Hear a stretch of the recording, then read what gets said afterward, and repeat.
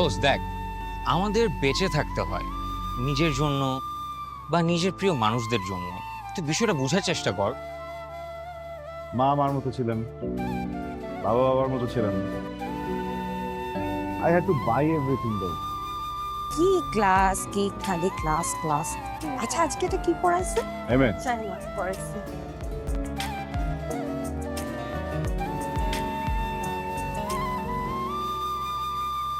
নাও ধরো।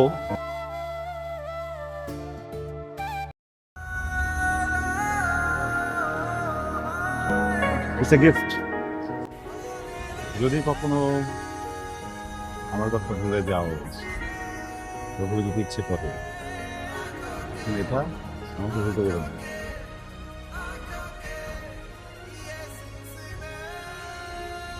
একাকিত্ব অনেক যন্ত্রণা নেই। সেটা আমার থেকে ভালো কে বোঝে বলো? আজকে আমার এই অবস্থার জন্য দায়ী আমার বাবা এবং মা। দেখো, প্রত্যেকটা মানুষের তার নিজের মতো করে বাঁচার অধিকার আছে। সন্তানদের প্রতি কিছু দায়িত্ব তো থাকে, তাই না? তোমার মার হয়তো কোনো কারণ ছিল যে কারণে তোমাদের সবাইকে রেখে সে চলে গেছে।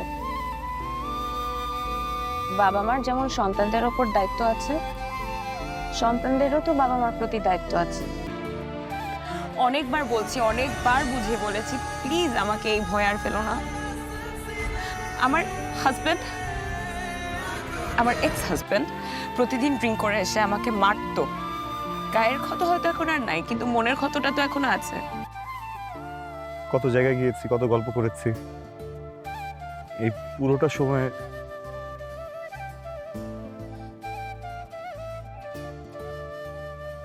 পুরোটা সময় আমার আমার জন্য কি তোমার ভিতরে একবারও ভালোবাসা কাজ করেনি?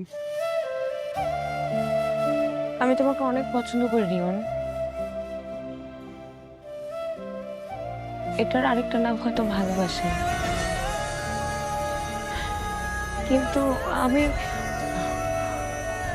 আমি এই মোহে আর ঢুকতে চাই না। ফার্স্টে মা, ফ্যামিলি, বাবা, আর এখন তুমি। আমি ভাবতে চাই না ওইটা নিয়ে, প্লিজ। সবাই মানে না এই রিয়ন। শোনো না, শোনো না, শোনো না, প্লিজ। মানুষের লাইফে তো প্রবলেম হয়, তাই না? হ্যাঁ, দুর্ঘটনা ঘটে, কিন্তু এটাকে আটকে ধরার তো কিছু নেই, তাই না?